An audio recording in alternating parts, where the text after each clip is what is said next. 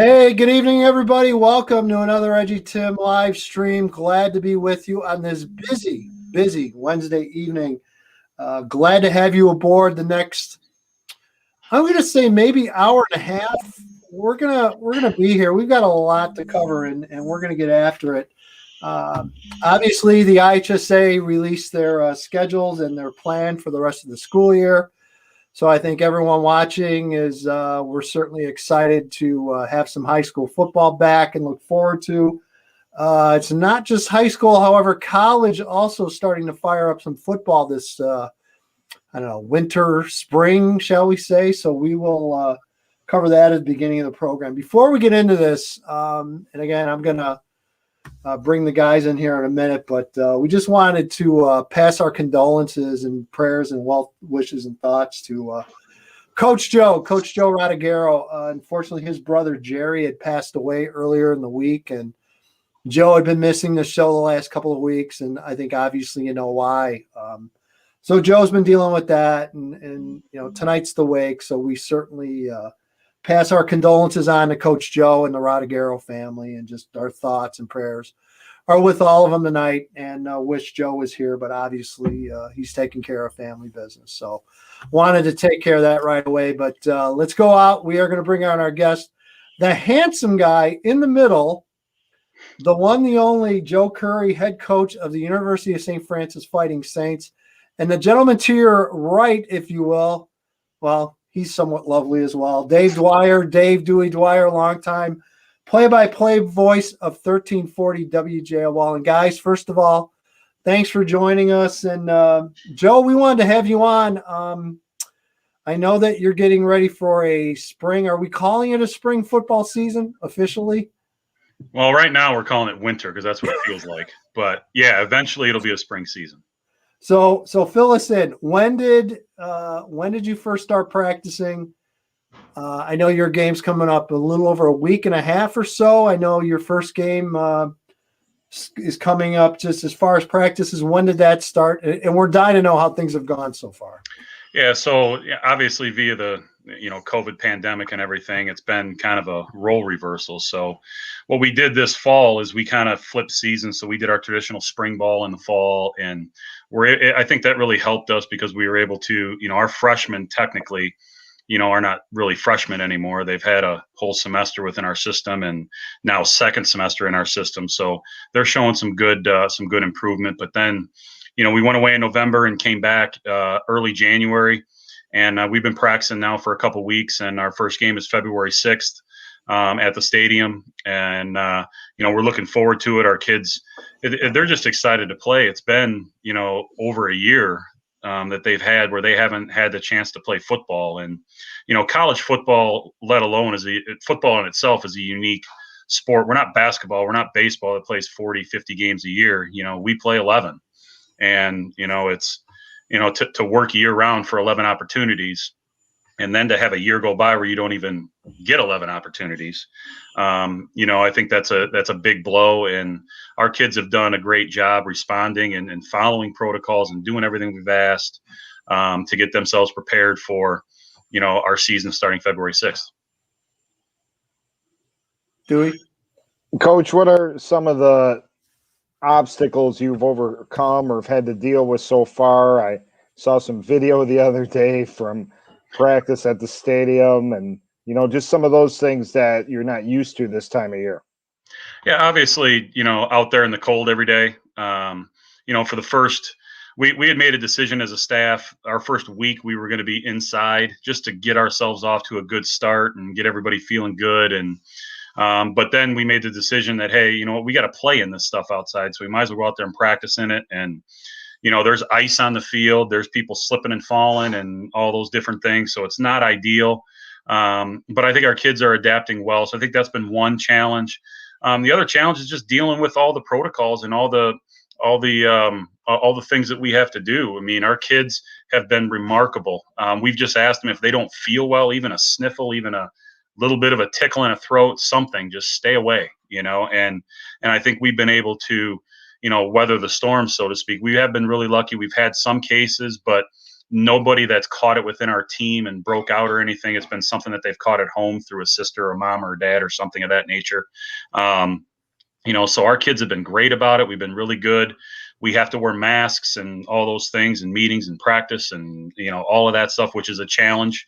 Our guys, our big old linemen are wearing masks, mouthpiece, and helmets inside. And that's a challenge, So just those little things that you never really think about that you have to work through have been the challenges. And I couldn't be prouder of our players and our university for allowing us to be able to practice, allowing us to be able to go forward with the season, and our players to respond the way they have. Yeah, Joe, I was going to ask you about the whole mask issue. I know that today, when IHSA came out with, their new schedule and had mentioned masking, and that includes football. So how long did it take your kids to adapt to that? What kind of issues have they had? Or is it just one of those where you just throw it on and eventually they forget about it and get used to it? I really think that it was more of a challenge when we were inside because they're sweating and they're trying to breathe and all those different things. Now that we're outside, I think they actually welcome it. They're warm. Yeah, they need an extra layer, so they're actually adapting well to it and doing good. We have to remind them occasionally, as some of our coaches say, the face mask is not a chin rest, at times, but like I said, for the most part, our kids are doing great with it. And we had our first scrimmage today, so now we're trying to get ready for those game opportunities. And like I said, I think our kids are responding well. And I think above anything else, I think our just you never really know how much you miss something that you do, and particularly as a kid, and me as a coach, and you guys covering sports and all those things until it's gone. Yeah. From a coaching staff perspective, from a player perspective, from administration perspective, I think that we're just all excited to, go forward and try to get in as many games as we possibly can. Is there a mask of choice? Have you noticed? Is there one in particular, one or two that your kids seem to gravitate towards, or is it just kind of all over the place? I think it's kind of all over the place. We actually have guys that wear them on their outside of their face mask too. So it's interesting. Yeah, so I mean, it's supposedly we were going to order them for our team. Supposedly a lot of colleges are doing it. We did not do that, but some of our guys are wearing them on the outside of their face mask. And I'd say the biggest one right now, quite frankly, is like the hoodie, with the nose over. Yes, because they're cold. That's the big one that a lot of our guys wear right now. And then you even got some of the I call them generic, but the generic surgical masks that everybody wears and those sort of things. So we have some of those too, but there's not one I don't think that they prefer. It's all just what makes me warmer. Yeah. More comfortable. Yeah. No doubt. Joe, what's some of the protocol as far as how many fans can come in? Can fans come in? How are you guys handling that? So our university came to a conclusion that we're not going to have any fans through February, particularly because, there's no, at our stadium, there's no bathroom facilities during the winter. There's nobody that if it snows to clean off the stands and somebody slips and falls and those sort of things. So they don't want to take any of that chance. And plus it gives us the opportunity to kind of spread out and social distance more. But our protocols have been, they have to fill out a app every day, in the morning and in the afternoon. And if any of their questions are, suspect, they have to be referred to our athletic trainer. They have to temperature check 2 times a day. And the one thing the NAI has not done yet is mandated testing. So we will not have to test for game day or anything else like that at this point. Now, a lot of money, Joe. I know. So those are the only protocols that we have. And really for us, I mean, what I've experienced, I think for the most part, has been just the honesty of our players. And that's what's really worked. It hasn't been, something that, me as a coach, you go back and, in previous years and you're like, oh, you got the sniffles, get out to practice, so you kind of have to totally change your mentality and just be like, okay, stay away, and really we go, I've made, as coaches, you make calendars, you want to be, precise and you want to be on time and, try to keep it somewhat similar, the routine every day. There is no routine in COVID. So Yep. literally, I tell our staff, we go week by week. We actually had to cancel 2 weeks ago, we had to cancel a Saturday practice because we thought somebody tested positive or was going to test positive. So we had to shut the program down. The kid went and got tested. It turned out to be negative. So then we practiced the next day. So just those sort of things that are happening just off and on all the time that you just got to constantly adjust to. Well, we know recruiting's easy for you, and probably has gotten easier through this. I mean, we've got signing day coming up. I mean, and I'm honored that you're doing a video conference call with us because I'm sure you're sick of them by now. So you know what, I do have to admit I am getting sick of them, but I also sense the facetiousness in your voice there about recruiting. So nice, but no, I mean recruiting it's been odd too. A lot of the players started out to where they were like, hey, we got this offer, we could take it, because I don't know if we're going to play, to now some people are saying, well, let me wait till the senior year and till I compete my senior year. Maybe I get something better. And as much as we try to say, listen, recruiting hasn't stopped from a university perspective. We're still signing kids. Roosevelt's still signing kids. St. Xavier's signing kids. Illinois State's signing kids. So the longer you wait, I think the more you're hurting yourself. But I can't tell them that. Yeah, no. So it has been a challenge, and we've been doing a lot of Zoom virtual visits, and I seem to do 10 or 12 a week, and it's talking in front of a computer all day long. So yeah, I know. So I know that everyone has had to fill the void, shall we say, with COVID. There's been some lockdowns, and you're stuck in the house. I know you've got your kids, and I know you moved recently, so I know I'm sure has kept you busy. Is there anything you've picked up over this, like a hobby or something just out of the blue to kind of keep you occupied when you're not watching tape and everything else? Well, so when we first locked down, I got hooked on the Ozarks, Breaking Bad, Peaky Blinders on Netflix. I binge watched them all. And then before I knew it, it was like 2 months later, so it's probably like everybody else. I found some things to pass the time of day. And, we were still trying to recruit at that time, and, our university was shut down. So I couldn't even go into the office, couldn't go to work, couldn't do anything, so that was a big thing that I did. And then just, spending time with my kids and my family, which is something that, we really don't as coaches, you occasionally, kind of take for granted. And, so it was nice to get back to seeing them and spending time with family and those sort of things too. Yeah, there's no doubt.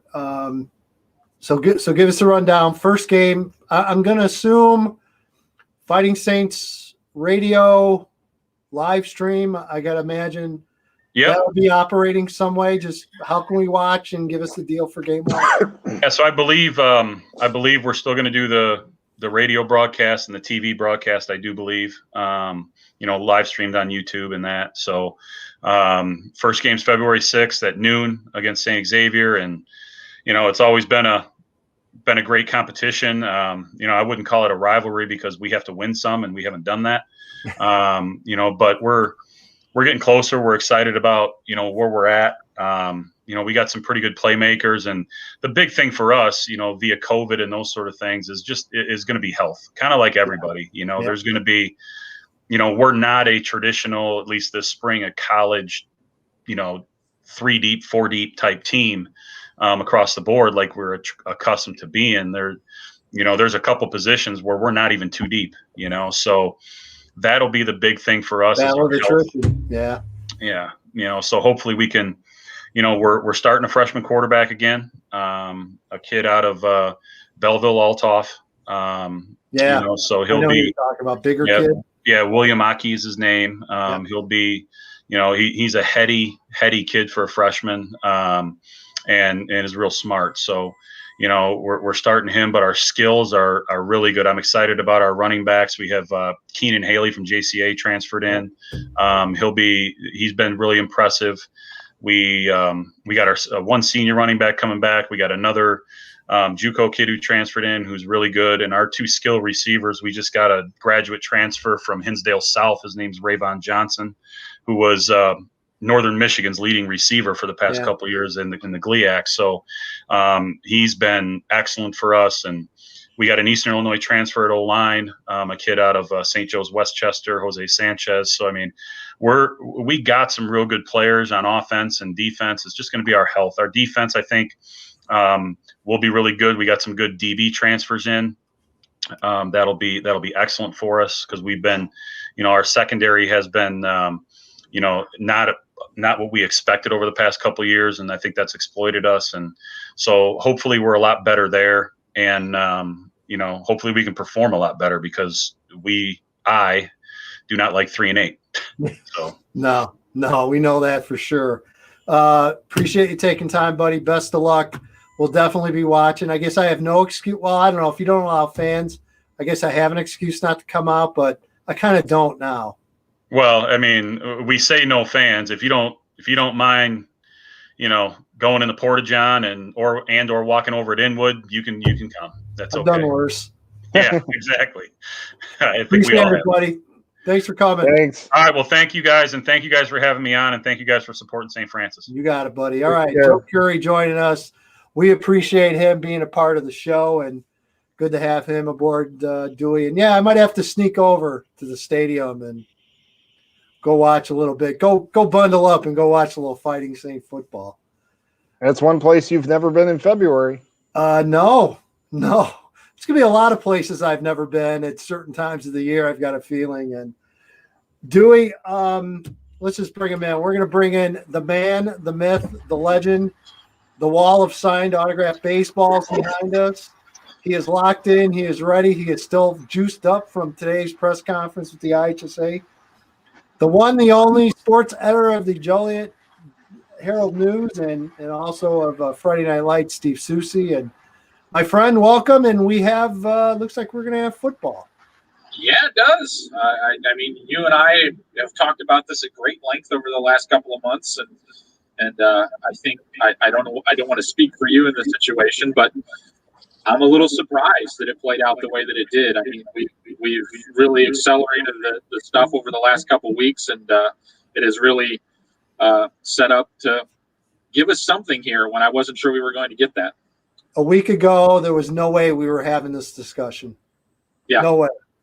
Yep, agreed. Didn't see it coming at all.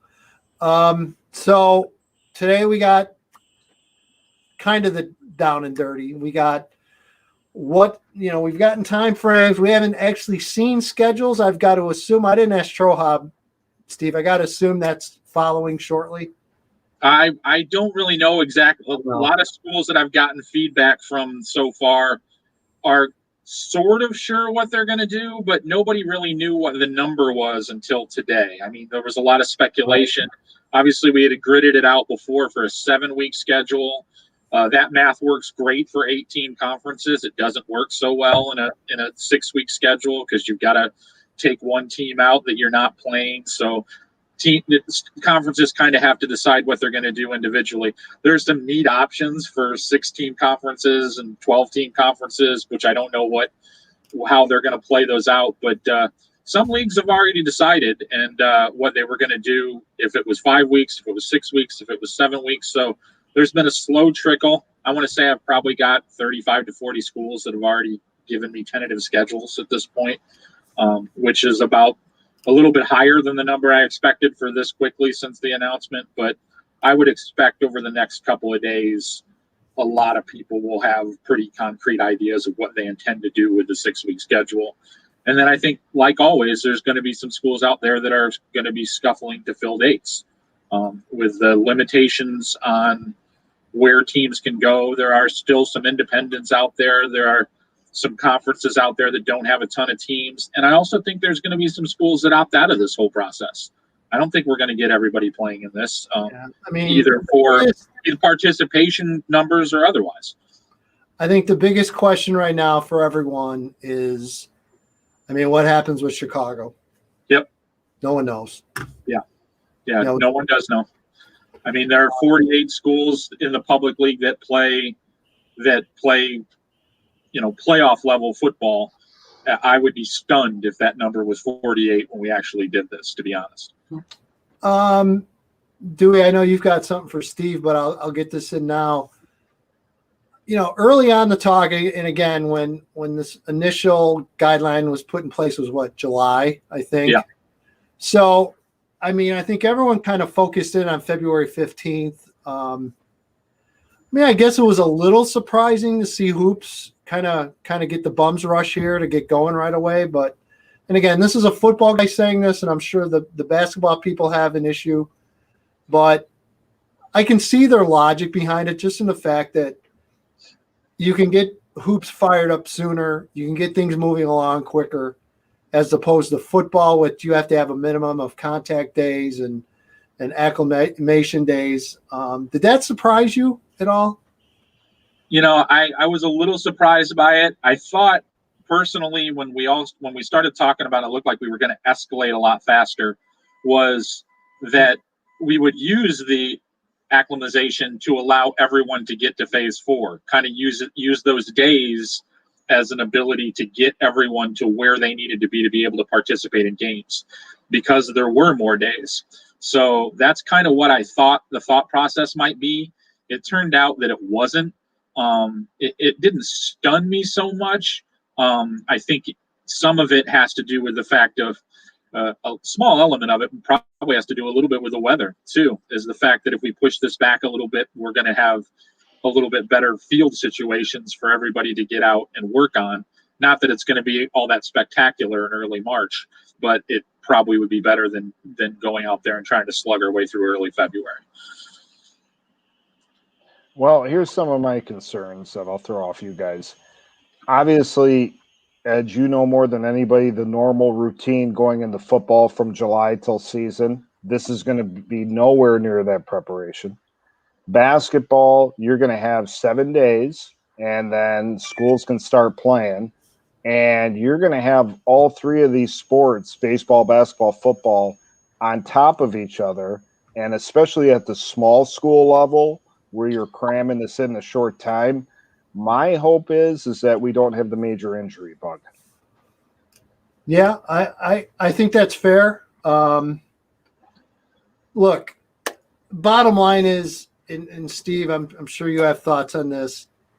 You're not going to please everyone with this scenario. You are trying to literally fit 10 pounds of junk into a 5-pound bag when you're looking at the time frames here. I think the emphasis is getting spring a full season. I have no problem with that at all. I'm sure you guys probably feel the same way. I mean, they lost a complete season. You don't want them to lose a second. So I get that. You know, again, you can hem and haw back and forth. And really, in the big picture, Dewey, it's a 2-week window is what we're talking. So I don't know. I just don't. You know, and then the other thing, Stephen, I know you were on the conference call with the IHSA as well, and Dewey, you brought this up. The ever-popular East Suburban Catholic and was it go through about 7 COVID regions to fill out the whole? Oh, yeah. It's all over the place. So I mean, Steve, fill us in how that's going to work. Well, basically, you're allowed football games. You're allowed, or all games, basically, you're allowed to play games inside of your COVID region or inside of your conference. And all conferences aren't created equal. I mean, we've talked about this from a geographic standpoint. I mean, some of these conferences stretch from here to there. You mentioned the East Suburban Conference. There are some others that are far flung through multiple different regions out there as well. So that's a way to get around some of these scheduling difficulties. But other ones, boy, it gets a little dicey. So you know, having, I guess right now, the one thing that I think about in terms of that conference is the Chicago Catholic League East Suburban Catholic Conference merger that brought all those teams together actually opens up a lot more scheduling possibilities for those schools, because technically those schools are all in the same conference. So that helps them. But there are some schools out there that I think are going to have either difficulties figuring out how they're going to shave their schedules down to get their games in that they need to play based on the fact that they're in larger conferences, or schools out there that maybe are the geographic outlier of the conference and and the other schools are like, hey, I mean, I'd rather just stick with these guys that are close to me and make them that way. So there's going to have to be a lot of cooperation here to ensure that everybody I don't think everybody's going to get 6 games. I'll be completely honest with you. The math doesn't work. So when you have those kinds of ramifications, I think there are going to be some schools out there that are forced to settle for 4 or 5 games because it's all they can get. Here's another question I have, and Seuss, obviously you were on the call. I read something that they stated, I believe for football and basketball, that they're not saying no to a postseason.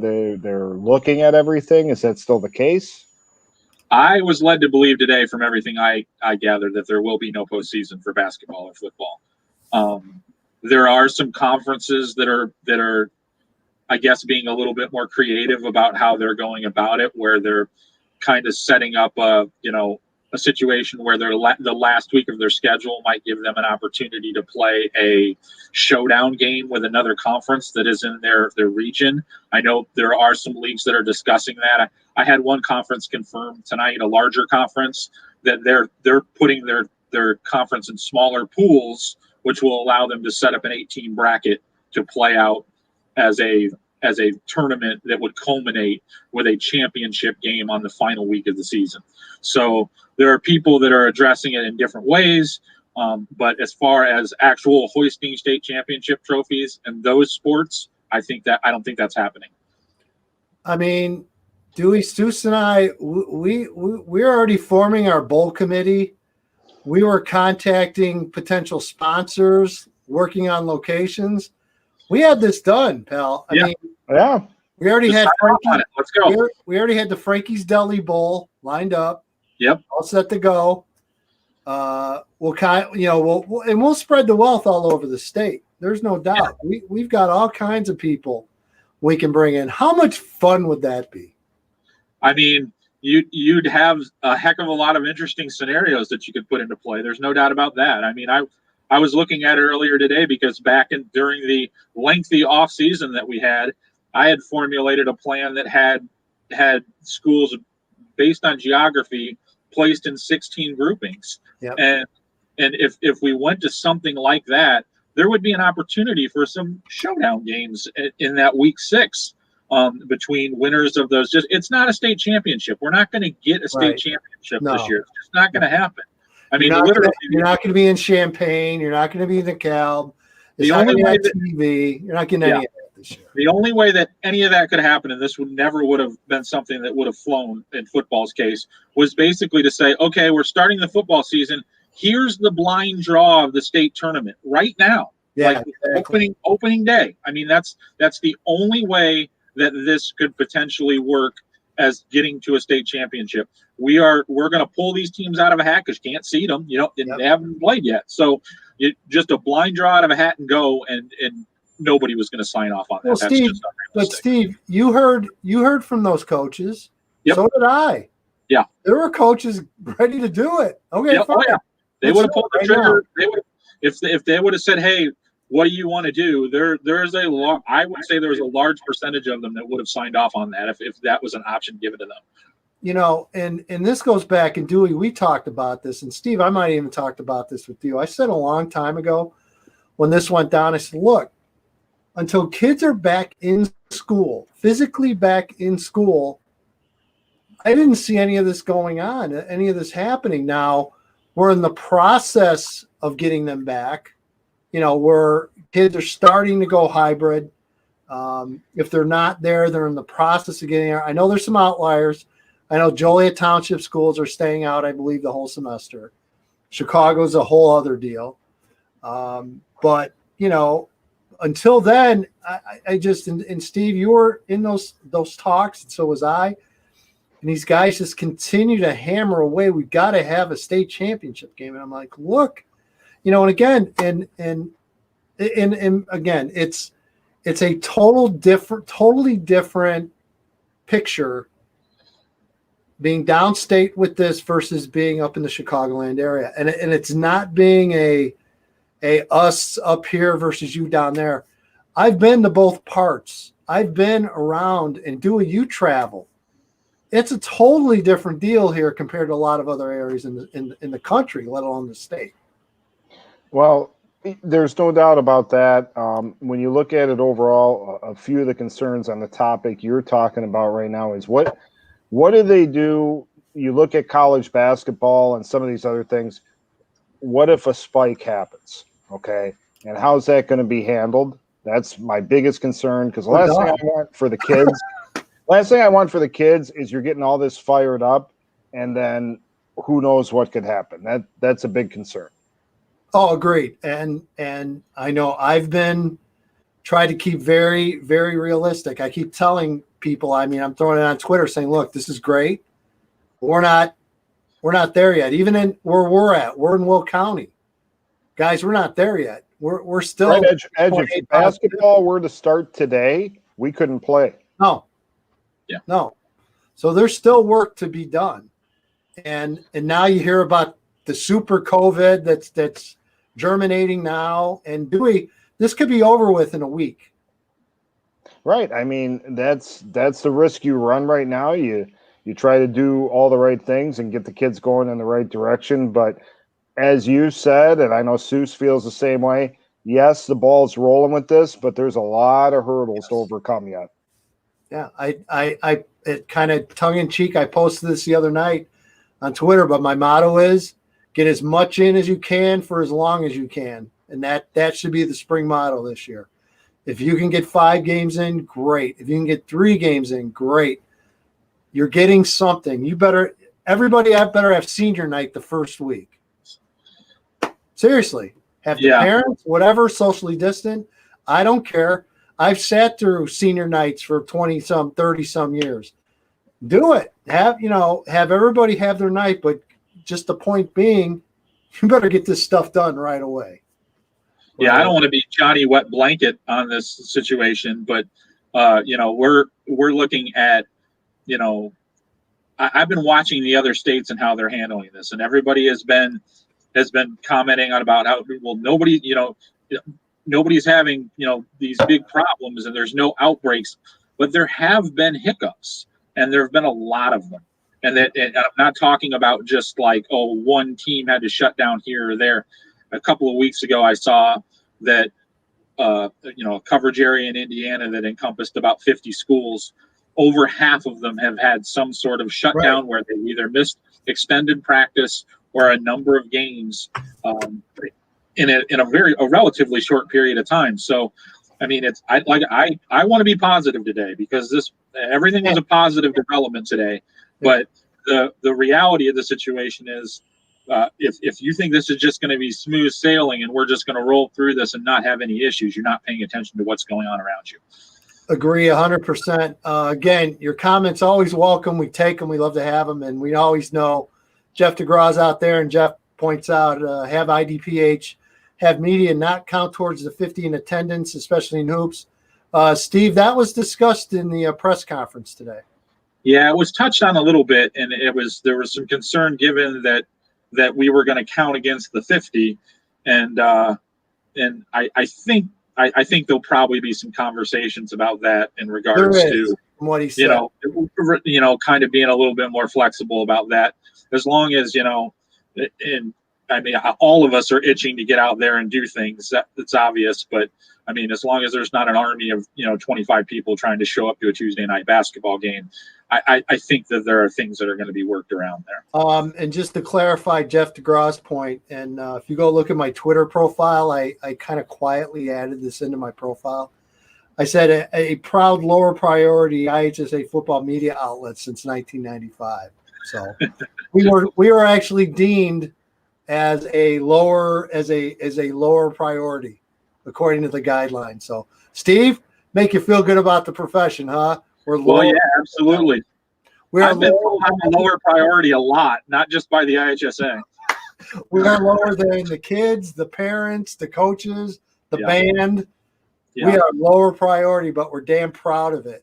Exactly. But in all seriousness, and Dewey, from you doing the radio, and Steve, you being out there covering, media is going to be pretty essential in a lot of ways, because you're not going to have very many fans in. And, as much as we want to believe that streaming is going to be a great answer, In some cases it is, but as we've discovered, guys, more cases than not, it's not a real reliable way to go. Right. I mean, it's one of those things where, I mean, you'll get hit or miss. I mean, we've watched it go round and round, and some of these things are really, really viable, and in other situations, it's just not. So, there's people are going to do the best that they can to give as many people as they can an opportunity to see things, but it's still, I mean, the role that we're hopefully going to fill as best we can in our situations is to try to get as much information as we can from the programs that we cover and hope to get it out there to help people that don't have the opportunity to get into gymnasiums or get onto playing fields that they want to go see. Because I mean, I don't think the restrictions are just going to magically be lifted and we're, you know, it's just going to be open season here, you know, within a few months. By the way, guys, we got some coaches out there watching, and Byron Melvin from up at Burlington Central checking in, saying hello. Always good to see the coaches joining us. And I know they're happy. I know the coaches across the state are happy just to have some football. The question I have, Susan, and I've been able to ask a handful of coaches so far. I had a real good conversation earlier today with Dennis Puron from Batavia. How does this change your mindset going into a shortened season? Do you go younger, or do you go, obviously, and like he said, and I expect most coaches to say, look, the seniors are going to get a boatload of the time. That's a big part of this is that those seniors get that moment. But, you know, number one, who's coming back, who's playing, which is a question, Steve, we're all going to have to ask every coach, because rosters have changed. Some kids have been midterm grads. I know Bolingbrook's got some kids that are gone that are midterm grads. I mean, a school like Naz lost a ton of kids, and they've got some transfers. Dewey, like even JCA and a lot of the Catholic schools, believe it or not, people watching this might not realize it, they've had a lot of transfers into the Catholic schools because of this, because of the fact that they've been doing in-school learning a lot more than anyone else. I think has been a positive for the Catholic schools in this. So, guys, there's some interesting mindsets from a strategy standpoint, even from just how to approach a 6-game season. And there's so many logistical things too that you're looking at inside of that, because you're talking about like a little bit about the overlaps too, like, you know, basketball bleeding into football season, you know, football bleeding into baseball season. And there might be some kids out there that are like, you know, I'm a senior, I want to play football, but baseball is my priority. Are they gonna stick it out there on the back end, or maybe are they gonna leave the football program and convert over to the sport that they want to focus on? So I mean, there are all these little layers to this that coaches have not had to really deal with before, and it's going to be interesting to see how they take that interplay. I would think that, you know, obviously seniors should get the focus and the lion's share of the program, but it'll be interesting to see the dynamic of some of these schools that have, you know, maybe unsettled position situations that they need to get settled out and recognize that maybe, you know, in the second half of that 6-game slate, maybe it might be in their best interest to, you know, to do some roster shuffling and experiment a little bit. So it's going to be a weird year in the sense that, I mean, we've been conditioned over a long time to the first thing that we focus on when we talk about any football program is what's in the W column and what's in the L column. And, you know, let's be honest, that's not going to matter as much. I mean, obviously teams are going to push to try to, you know, run the table and be undefeated so they can, you know, say, hey, I went undefeated my senior year and stuff like that. But I mean, when it comes right down to it, 3-3 and 1-5, are we going to be talking about that? I mean, in August when we get to the next season? I mean, we're not. I mean, we're probably going to be talking about what we saw in that last season, personnel-wise, that is coming back into that fall season. But there's not going to be a lot of focus placed on, hey, such and such. I mean, we can't talk about in the lexicon that we do now, such and such was a quarterfinalist last year. I mean, that's all gone. So it's we'll mention it, but I don't think it's going to be something that's going to be prominent in our conversations. What I hope, and alluding to, and Dwyer, I know you want to hop in, but alluding to multi-sport kids and, being able to deal with, if a kid plays this and want to go that. Dewey, I don't know about you, but I get the feeling, and I hope I'm right, that we are going to see a level of cooperation between coaches at different sports now more than we have, I think, maybe forever because of this. Well, I've already had some conversations, and, I hate to go back to this, but this is reality. Normally, football, they crank up to 7-on-7s. They go through mid-late July. Then they take a little break. Then they have their hard hitting. Then they go. That's not going to happen now. Now, some things people have to consider is usually now baseball's using the indoor facilities because they're starting whatever they do over the winter, this and that. So, and now you're throwing basketball on top of it. So to your point, you're going to have and going to need a cooperation unlike forever. These practice hours, especially, I don't even know, Seuss, how a Wilmington or small schools are going to do it, a Coal City. You're going to have freshman through senior. You're going to have all this guys and girls basketball, football, all this stuff to coordinate. There's so many hours in the day and so many indoor facilities. And we're also in school. I mean, whether it's online or in session, I mean, as much as some people would love to be in athletic academies and not have to worry about that academic stuff sometimes, that's still got to be the primary focus of things. I mean, we can't have the expectation that we're going to have, these multi-sport athletes available to practice, 4 and 5 hours a day. I mean, in multiple sports.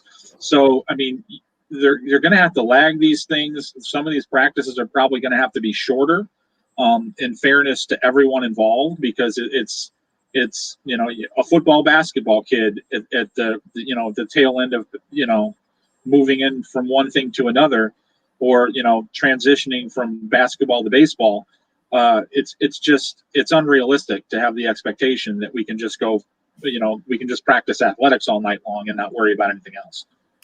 Here's an interesting point, guys. Yep. Usually it's football, then basketball. Now it's going to be basketball, then football. And I know generally there's a lot of schools who kids won't go out for basketball because, team could be good. Football season might not be done. I'll be curious to see if some of those fringe kids decide I'm going to give basketball a shot. Yeah, I certainly think at the small school level as well, there's probably more of an opportunity there to do it. I wanted to bring up Jeff DeGraw had a good point. I know he's been known to have one every once in a while. As far as the discussion with lower levels, I mean, that's like in football in particular, guys, that's a whole Wild West that you just don't know what's going to show up. I mean, it's different. You talk about the timing aspect. There are coaches that will go recruit the hallways when they first report to school to fill out those freshman numbers. Well, how have you kept freshmen involved at all this time during this pandemic? And I mean, how you just manage a lower level schedule? I imagine you got to follow. And I know in the press conference they talked about having multiple teams playing at same venues and how you're going to have to clean and do all the protocol if you have teams coming in. It's going to be the same with the lower levels as well, where it's going to be, bottom line is, if I'm an AD, I mean, if I had hair to pull out, you'd be pulling your hair out, because you talk about, it's a lot to deal with. Yeah, it's one of those things where we didn't get a concrete answer on that. That kind of came up today in the press conference as well. Yeah. And we've noticed it from a football perspective. We've noticed it for years. The programs dropping freshman programs or consolidating into the JV level teams. To try to get as many opportunities for underclassmen to participate, and shuttling all that through now, where we've talked about this a lot, where some programs are struggling to get those numbers to where they need to get them to. Things like JV programs are an enticement to younger players to stick with it because they're being given an opportunity to play.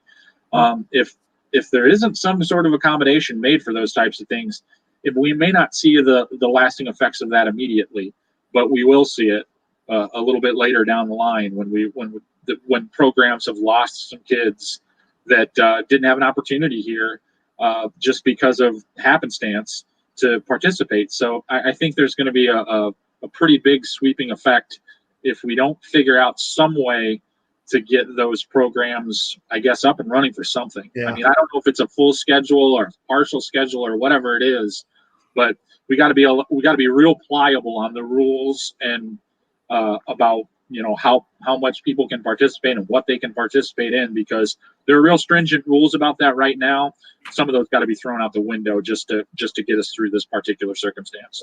I tell you, the one part of the state that I worry about the most when it comes to that is the public league in Chicago. Yeah. I mean, they have struggled just with the lower numbers and just overall numbers of participation for football. This could just be a death knell, Steve. And on a lot of those mid-tier public league programs that have been hanging on, and and those coaches have been. And look at it this way: I mean, at least the coaches in the suburbs, they've had the 20 contact days. Depending upon their school situation, they're able to have Zoom meetings, and kids have access to stuff. Guys, I'm talking to kids that have no access to weights whatsoever. They're doing push-ups, they're doing sit-ups, they're doing everything they possibly can. When the weather was decent, they'd go out to the field. You can't really do that now. That is the one part of this that I think could be, and Stephen, you mentioned it, a bigger problem that could really impact the sport down the road here. And Dewey, that's one of my biggest fears, and especially in the Chicago Public League, because it's just really sensitive with numbers, and this is not going to help. Yeah, that's spot on. And just in regards to the situation with, those programs, specifically in the CPL, and I've seen them, and I know you have too, preliminary games before the game that you meant to show up for, where there's 16 kids on each sideline. They're playing every snap of every game. They're doing whatever they can because they love the game and they want to play. But this isn't an isolated incident. I'm not saying I've run into that once or twice. I've run into that a lot. And some of these are programs that have won and had a little bit of success. I can't even imagine the problems that some programs that have kind of found themselves in the doldrums, how difficult it will be to kind of convince them to kind of resuscitate after all this is done and gone, hopefully, to kind of get back into the flow, because numbers are an issue in a lot of programs in this state, and people don't talk about it a lot because it's not the marquee programs. The marquee programs don't have those problems, but there are a lot of programs out there that do, and it's a constant struggle. It's one that there's no easy solution to, or we already would have hit on it, and this isn't going to help that problem. Well, it could be reality for them right away in the public league, because right now they might not have school. No. And if there is a strike, they can't start that 7-day practice for basketball clock, and you're only working with so many weeks. So I'd feel even terrible for those kids on top of it. Yeah, it's a mess. I mean, I talk to coaches in the public league regularly, and guys, I don't know how they still do it. I don't know how those guys stick with it and keep fighting the good fight. It is truly for love of the sport and loving what they do. Believe me, they're not doing it off the money. They're not doing it off the stipend. I know guys that haven't gotten stipends in 25 years that are still coaching in the public league, and you hope those programs can battle it out, and we'll see. We'll see what happens. Guys, other concerns, and again, look, all three of us, we're thrilled with today. This was a great day. This was a day everyone involved in this movement have needed for a long time. There's some hope. Steve, when was the last time we had hope? Oh, months. Yeah. Months and months and months. I don't even remember, to be honest with you. I can't answer that question. But again, we're being fair, and we're putting out some of the issues that we feel could pop up. And And again, we don't want to be Debbie Downers. We've been that for long enough. On the positive side of all of this, again, seniors are going to be able to finish hopefully on the field. They get that final hurrah. You guys know as well as I do. It's everything with this. I don't think there's any doubt about it. That's what the coaches want to see. That's what the kids and the parents want to see. That'll happen. I think from the underclassmen standpoint, I think everyone's recruiting was hurt by this. If you're a younger guy, this is a chance to get a great spring under your belt. Maybe you crack a lineup as a younger guy in the spring, which will carry you into the fall. So, guys, there's definitely some positives with this.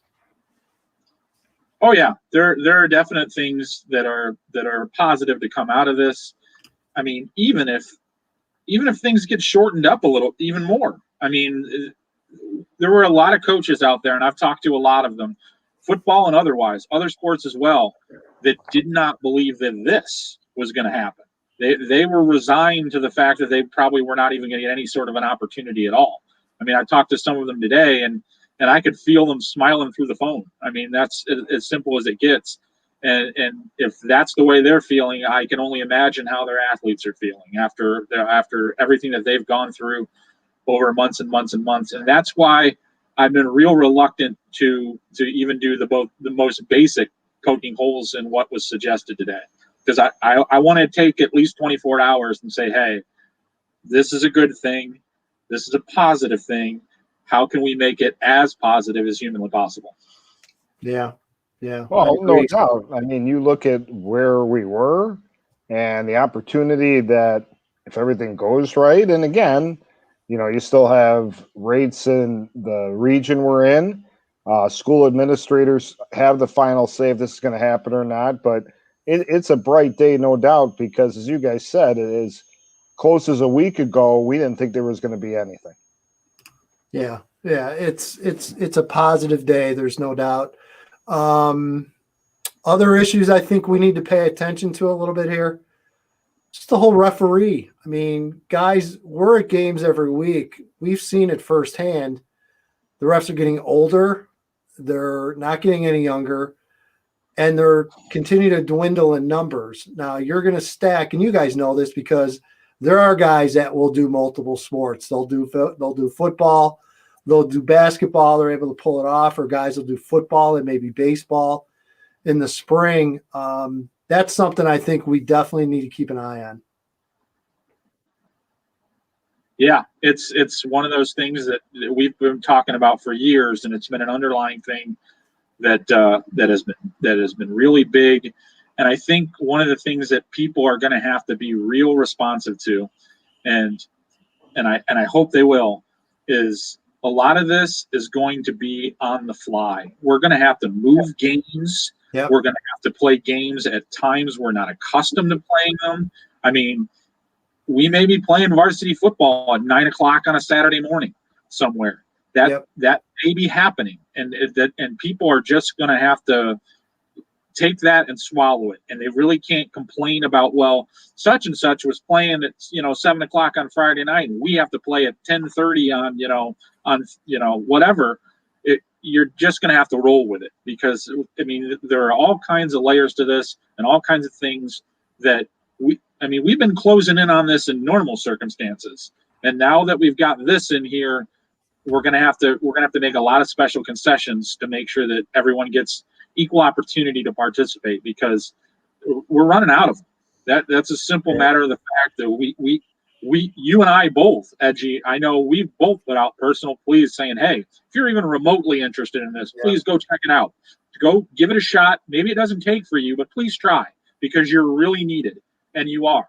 Because I know a lot of officials, but my problem is I go to a lot of games, see the same guys, like them fine, but I can identify most of the officials I see almost every week on a first name basis, because they're the same guys. Yeah. Granted, maybe we're on the same schedule slotting, but I shouldn't see the same people all the time, and I do. So that happens in all sports. This is not football specific, but I mean, it's something that we need to address even in regular seasons, and now we have to be a lot more understanding of the fact that this schedule is changing a lot of the availability of some of these people that have been doing this for years.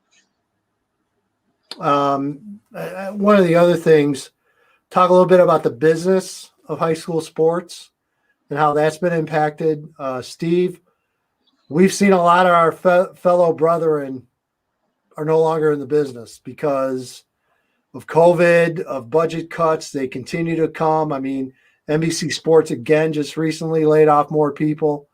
I certainly don't think a 6-game football schedule is going to do it in a lot of ways, but I mean, I've got to imagine something is going to be better than what we had going on. And I mean, hopefully a ray of light that'll give maybe some advertisers a chance to hop back in. And as we know firsthand, once the advertisers hop back in, hopefully Dewey from the radio side as well, hopefully it'll bounce back. But that's another thing that I think people need to keep their expectations in check a little bit because, folks, there's not a media outlet that hasn't been impacted by this and have had to cut. Steve, I know from the paper side, you guys have, and Dewey from the radio side as well. Steve, just your thoughts as far as the business of high school sports and where we go from here.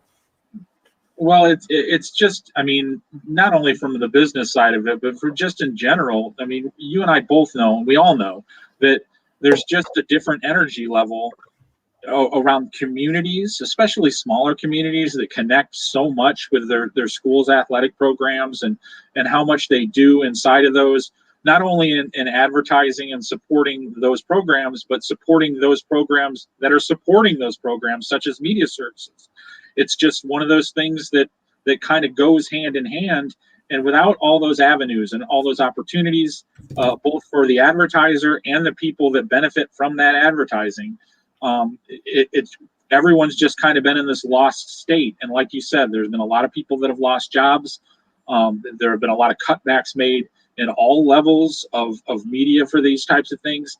And I mean, hopefully, like I said, you're not necessarily convinced that, you know, that a 6-game football season is all of a sudden just going to splash, all kinds of enthusiasm and excitement, but it is something. And you know, we've talked about this before, and I know we've talked about it as recently as just a couple of weeks ago. Something is way better than what we thought the alternative was going to be, and that's a good thing. And hopefully, it bleeds into those areas as well. Dewey, you've been impacted economically, your own job, your wife, and from the radio side as well. And as Steve said, I hope this is hopefully the beginning of what we continue to see a turnaround, including just even from the radio station side. Yeah, you look at it. I mean, everybody's had some bout with this in one way or another over the last year. I mean, I'm excited to do anything. I haven't done a game since February last year. So, you have to look at it differently, I guess, from an advertising standpoint or whatnot, because now you're going to blanket together basketball, then football, then baseball. And the other thing you're going to have to look at is your businesses, who are your customers who support all these events. What have their years been like? So it's going to be very interesting on that level as well. Yeah. And I mean, Steve, at least we have White Sox baseball to look forward to. There we go. Hopefully a full season, but I'll take what I can get at this point. Sorry, Dewey, I had to throw that in. That's all right. Well, guys, you know what? We're just about up against it, so I think we're going to end it here. Steve, I can't wait to have you back on soon and actually talk about actual football and things to look forward to and game results and what have you. It's been way too long. You haven't been able to make your baseball journey in a while, so that dulls your light a little bit, what it usually is. I know when you can't go out and make your trips. And, again, I just thrilled that we got some good news today. Looking forward to hopefully more down the road. And, again, just appreciate you taking time as always, my friend. Hey, thanks a lot, Edge. All right. That is Steve Susie. We are going to kick him out of the room, Dewey. And, again, just glad to have him hop on board. And, it's funny, Dewey, your daughter, Jillian, you must have gave her the back door. I almost put her on. She would have killed me. Oh, yes, she would have. She would have killed me. So I didn't. So Jillian, I got your back, but next time you do that, I'm going to slide one of your people in just to see what they react to. So, but no, good show, fun show. It was good to get some feedback from Seuss, and like I said, Duke, good day today. We haven't had a lot of good days lately. This is a good one. No, it'll be good. And, like we all said, I think the main thing is it looks very good right now, but everybody's just going to have to be open-minded and take it as it comes day by day. Wear your mask, social distance, follow the protocol. You have to, people. I'm sorry, you have to. We have to get through this. It's the easiest way to avoid it and to avoid passing it. It's simple. We still got work to do. So by all means, continue to follow the rules and follow the protocol. And they said, hopefully better things are ahead. So again, thoughts to Coach Joe and his family. No doubt. Wishes he would have been here, because I know he's chomping at the bit to get at this as well. So we'll hopefully have him in back next week. Dewey, that's about it, buddy. You got anything else? Nope, we're all good. We'll hit it again next Wednesday. All right. For Dave Dwyer, I'm Edgy Tim, and for Steve Susi, as well as Joe Curry from St. Francis. Thanks to everyone for joining us. We'll be back same time, same station next week.